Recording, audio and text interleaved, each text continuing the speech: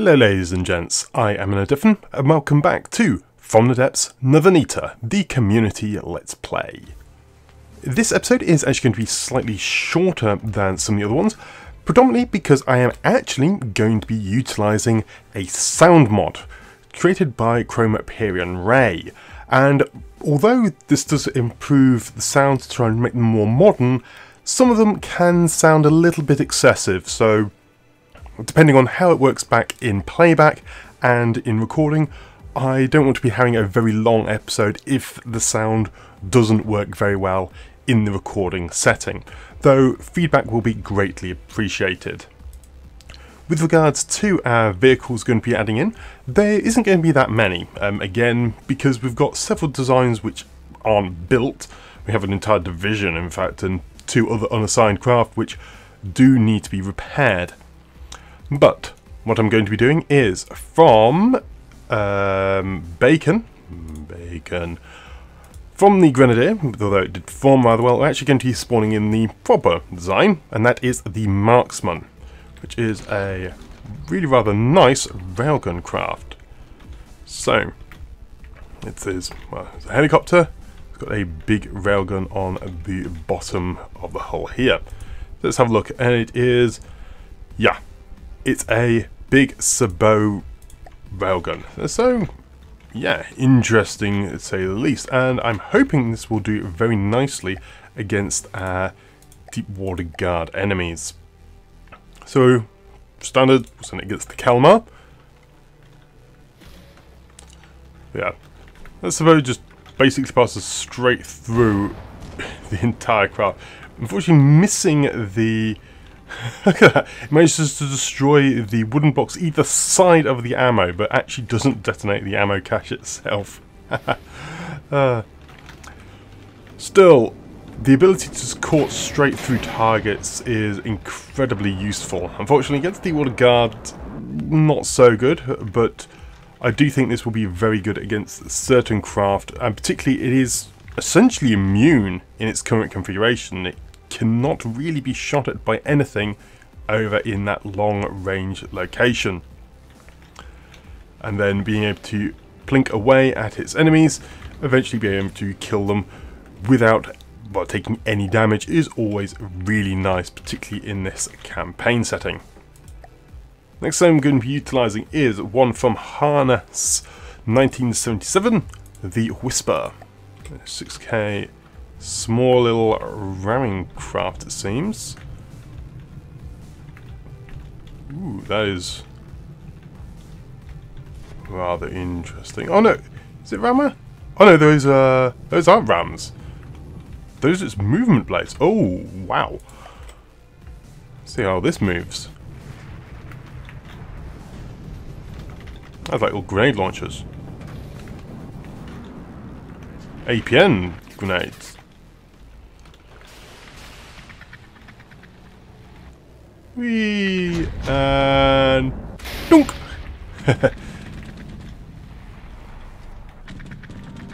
Admittedly, the metallic crash sounds doesn't work very well against the deep water guard for the fragmentation, but the majority of ships in From the Depths are metal, so Grover decided that actually the more metallic impact sounds made more sense for the majority of craft. And there is a lot of metal in Deep Water Guard craft as well, so most of the time it doesn't sound so silly as, well, when something hits a lump of wood and it makes a metallic clank. I'm a bit concerned about the range of this craft. It's incredibly erratic and dodging around, but it doesn't seem to like to get close in. So maybe that is going to be a bit of an issue for it. So if it decides that actually it isn't going to get close in, then, well, we are going to have a bit of a problem. Let's just have a detection. Yeah, it's got detection. I thought it might have had a bit of issues. Some of the vehicles, they haven't been built with detection, so the enemy don't know where the enemy is. I'm hoping though, if I spawn this in close enough, it will actually be able to engage properly against the Deep Water Guard. Right then, let's load up the campaign. Got the Brunhild and the Petrus Faculty. This I am going to retreat back because I want to scrap the impetuous faculty because I want to get replace the grenadier. So grenadier by you. Jump over to here. I thought I had an. Where's the gloom? Okay, the gloom was actually destroyed, wasn't it? Wow. Let's spawn it in again because it is certainly a craft I do wish to have in my combat fleet. And for the Brunhild fleet, the marksman is going to be utilised there. But in order for it to function, I think I am going to have to scrap the faculty just so I can afford it. It's just going to be a temporary measure, I think, with the faculty.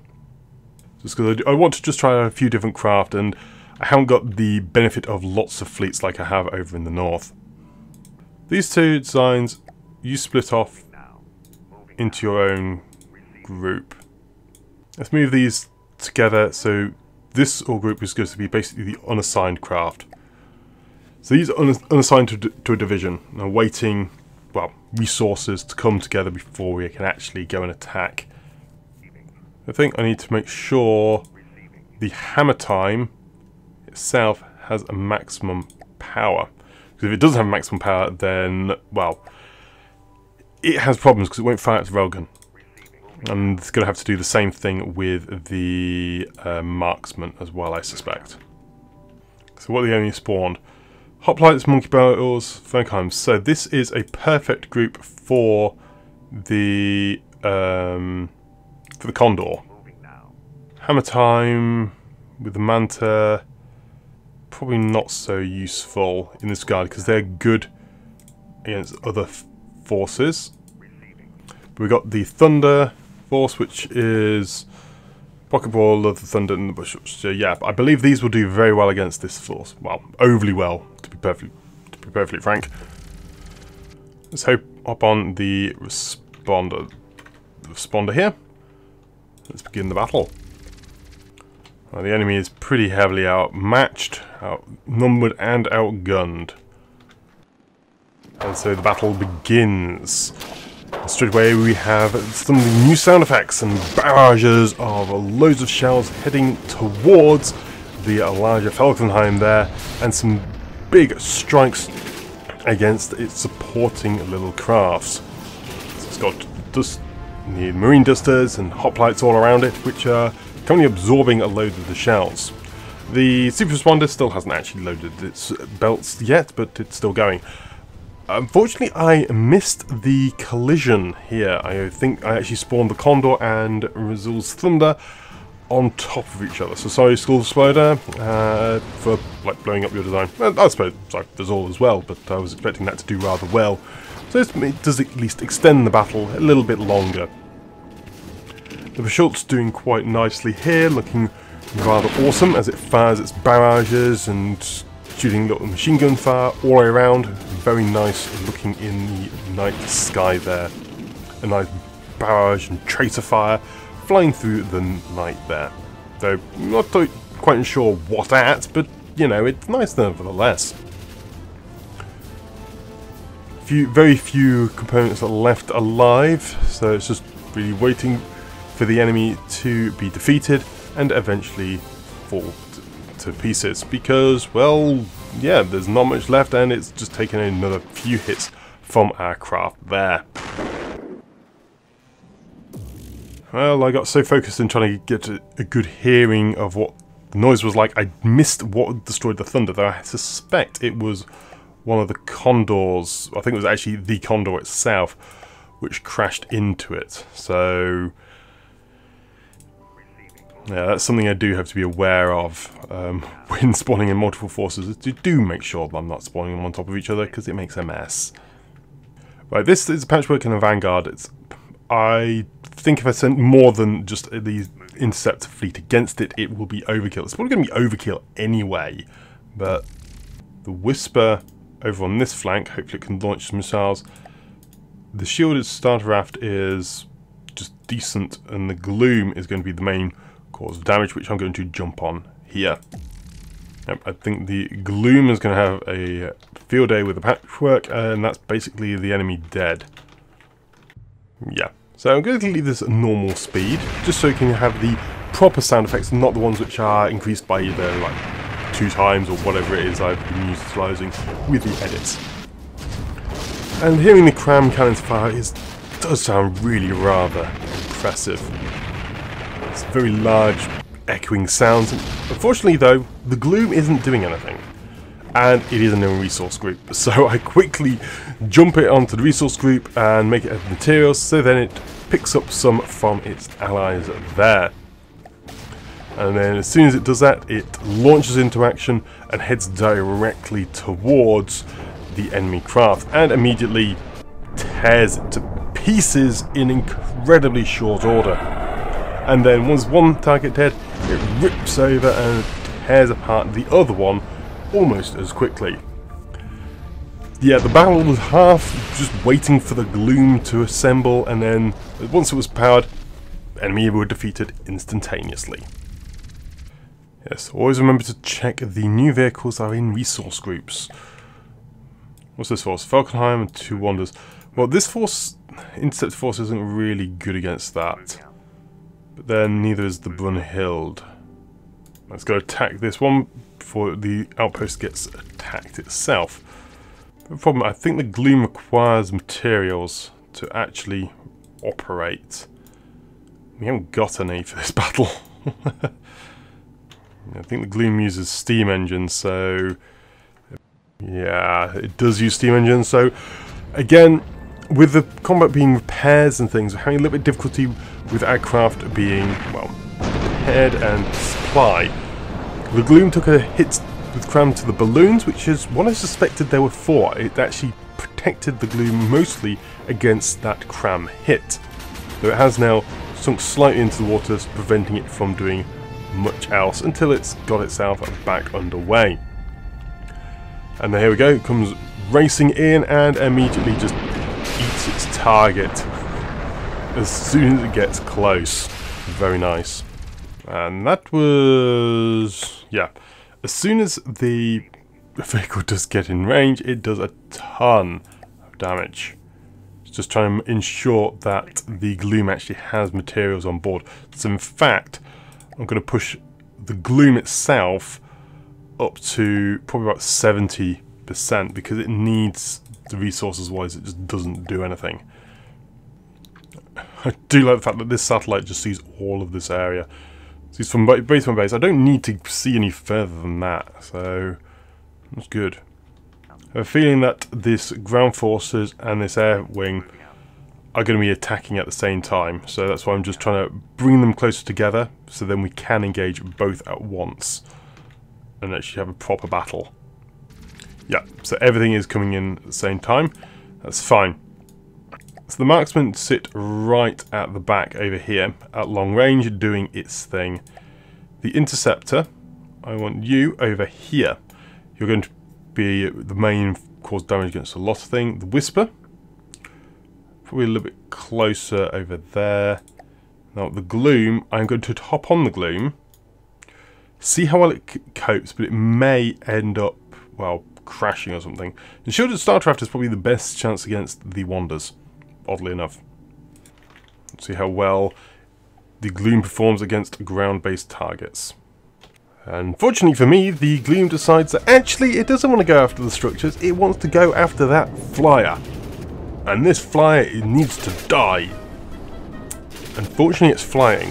What I do like to notice is that the Gloom is not destroying itself or being killed by the terrain, so fantastic work. Unfortunately it's not doing much else. Brunhild is going in and flying nice and high over its respective targets, gatling down against the enemy Falkenheim there. Falkenheim has then lost the entire rear section of itself, which is brilliant. Yeah, the new craft there looks cool, nice sweeping forward wing. Doesn't seem to be doing much in the way of combat, which is a bit annoying. Still, just trying to wait for aircraft to be combat. The Interceptor is going right in and taking on the Sea Fortress there, and takes a nasty, nasty hit to the rear section with a cram, blowing up the rear gun and making it fall out of the sky, causing it to disintegrate. Next couple of grams launched towards Brunhild, which looks like it took a little bit of a hit there, but it's still flying strong, and its LAM systems are able to shoot a fair bit down. Gloom eventually changes its target and just starts eating its way through the houses of the Deepwater Guard. And eventually it does lose its rams on its spin blocks there, preventing it from doing any additional damage. Well, the Gloom did decently. Unfortunately, the Interceptor did die again. Bit of an odd one, really. There we go. Oh, one thing I did forget to mention is that the Brunhild has been updated to version 32. So, yeah, that should now make it that little bit better all around, because now Bob just has more stuff for it. And the Aeroic outlet is almost gone. Its reserve is going, and it has now been depleted. And we'll attack this 38 tile to grab the Lost Forest of Aeroic, which I believe should be the upgrade for Razul. So the Thunder, I believe, has earned its place. So for that reason, what we're going to be doing, we're going to be sending a less than ideal force against this Angry Chicken group. And that will be the surface fleets. So it'll be the Hammer Time and the Thunder. Condor Division will be not deployed here, which admittedly is going to be a bit of a mistake because of the terrain we are going to be fighting in. But it's all, as I said, it's all fun interest. So I want to be able to test our forces against non-ideal situations when it's safe to do so, and this is pretty much perfect. We're around a lot of, well, spiky terrain here. There's a big mountain in the way over there. And let's just see if we can thread the needle with these forces. The Pocket Brawler probably going to be just sitting at the front, allowing everything else just to do tanking the hits. Yeah, so it's a big mountain. It's not as hilly as I thought. It looked worse on the map than it actually is. We've got the Angry Chicken here, and then the tiny little, I think it was a Sea Viper.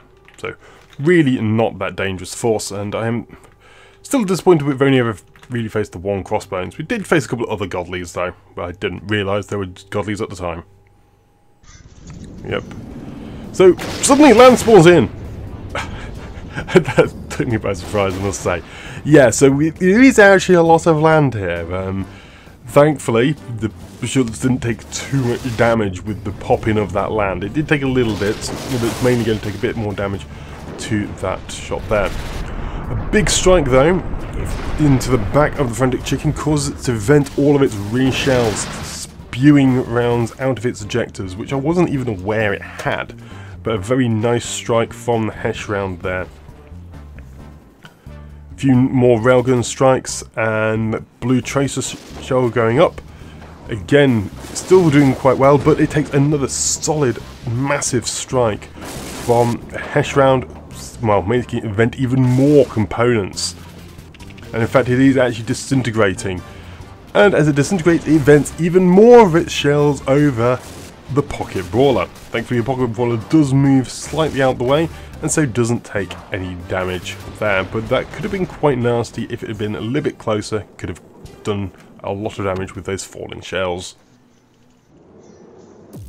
Through all of that, I think it was the Manta which got the killing blow. Though the Angry Chicken surprised me. I didn't realise the Deepwater Guard had ejectors, but apparently they do. I thought they just exploded as soon as you look at them, but probably not. Let's send both of these forces in to attack these tiles. And actually, I'm going to try and do a pincer formation attack. So attack from both directions, and hopefully I'll have two spawn locations. Which is quite nice, particularly if you're going to be facing the air gantry as well. Marksman sitting over here, along with the Brunhild. And bring in the gantry as well, just to, you know, Dipwater Guard now have masses of forces. Was that a Moray? It's a Moray gantry. Okay, there's going to be Morays. I thought it was another Atlas. Well, we could lose this fight. And I didn't reduce the spawn limit, so... We've got Barracuda, Falkenheim, and a Moray. Yep. Right, good luck. That is a lot of Tweeties. That is an awful lot of Tweeties surrounding that. And annoyingly, the Gloom is not advancing. The Gloom was removed of all of its, well, materials there for the repairs in this force. So it's just sitting there waiting for it to be struck by torpedo fire. The Deepwater Guard are taking no chances, and they're opening up with all barrels on their APS weaponry, which are a bit spammy there. In fact, the Brunhild takes a big hit to the front again, and another one as well. And it has pretty much disabled a large section of the Brunhild, which is very unfortunate as it now slowly drifts down from the sky and about to land in the water. As soon as it lands in the water, that is pretty much a problem. The Interceptor as well, taking a lot of damage, as you can see by Rambot there. And so now just trying to remove vehicles from play, because the enemy, well, I don't want them to be destroying it, and if I can recover them, well, as surrendered forces and not actual salvage, that would be a lot better, because the enemy will steal my salvage. And I've noticed a few times throughout this episode that they have been stealing salvage, because our pickup and logistics range on these cars is fairly small, and when they have little drones like this, they end up picking up our salvage, and that's annoying because we don't get it back, even if we kill them, because it's just sitting in their resource barrels, which are destroyed upon their destruction or capture, which is, well, it's understandable because, yeah, it can be ridiculously high, as seen earlier. Let's quickly retreat back. That was a messy fight. The enemy, I think, are faster than us. Yes, they are. The Gloom didn't have resources. The Interceptor, yeah. Thankfully, though, I did fight the battle from a position of strength, so everything was able to then, you know, survive and get itself all up and ready for combat. But we need to bring in down the other divisions to help out in this regard, because the Barracudas are just not able to deal, well, we aren't able to deal with the Barracudas. Okay, so they are now actually blockaded, which is annoying, to say the least. The Brunhild, though, took a nasty damage in that battle. Took a big cram hit to the nose. Right, the battle's going to be engaged anyway. So it's who I pull in. Well, I believe that the Thunder is a perfect force. The Thunder itself will be brilliant against the main craft, doing tons of damage, and its missiles are none too shabby against Tweeties. Then the Pocket Brawler as well, are very, very good. And the Beschultz is just an all-round nice little craft to have. Could spawn in the Brunhild and the Marksman again, but I don't think that is a good idea. I have a feeling if I do that, the enemy may annihilate us. Though we are pretty good in this battle. We've got 10k forces there, and we do have an advantage to spawn because we have so much nearby, acting as like a sort of reinforcement, I guess. First of all, though, I'm actually going to just retreat the starter raft. The Gloom, probably the Gloom as well, to be perfectly honest. I don't want to waste resources trying to repair it and then get it shot up immediately. So let's begin. I really should have spawned everything in. This is quite a long little bit of a battle here. So anyway, a load of our forces are already damaged. That's the first indication I should have spawned everything in. Because, yes, a lot of vehicles are damaged, and those which are in are unloaded. The enemy are battering us with huge amounts of APS fire from all directions, missiles, torpedoes, launching around, and the Beschultz, the Pocket Brawler, the Thunder, yeah, the Intercepts are all pretty heavily damaged. and we don't have the gloom to, you know, go out and try and capture things as well. The interceptor is pretty much destroyed and is actually starting to disintegrate, leaving salvage there. So I moved the vehicle over to try and capture that salvage to prevent the enemy from doing so, but annoyingly it looks like the enemy did pick it up before we managed to do so. And again, some more salvages appeared, but again, it looks like the enemy managed to pick that up before we have a chance to. The pocket brawler is being absolutely mobbed by all of those little tweeties with their cram bombs, and immediately I start looking, okay, what can I do to retreat? And it's not good. We would lose everything which was blockaded, which is basically half of the designs. It's like, oh wait, oh, I can't do it because half of the designs I've already retreated. Well, I take pulled out of this battle. If I retreat and end the battle, they will be destroyed, which is not good. And so it's coming down to the last few craft here. We have the Thunder with its long-range weapon there. The harnesses, design there is being very erratic and incredibly difficult to destroy. And the Beschultz, so the Beschultz did just get removed from battle, so leaving this design here to be an incredibly erratic dodging craft, allowing then the Thunder a nice clear line to try and shoot at all of its targets. And it needs a lot of room because that is a fairly long gun, and if it does get completely mobbed, then it will have difficulty. It only has a 3-meter mantlet. Progressing quite a lot further into the battle, I've removed harnesses design, and yeah, this is what's happening. The Thunder is just being swarmed by all of its enemies. I have managed to take out a few of the designs by replacing it with an AA mantlet, which definitely helps. But the tweeties still have an incredibly erratic movement pattern.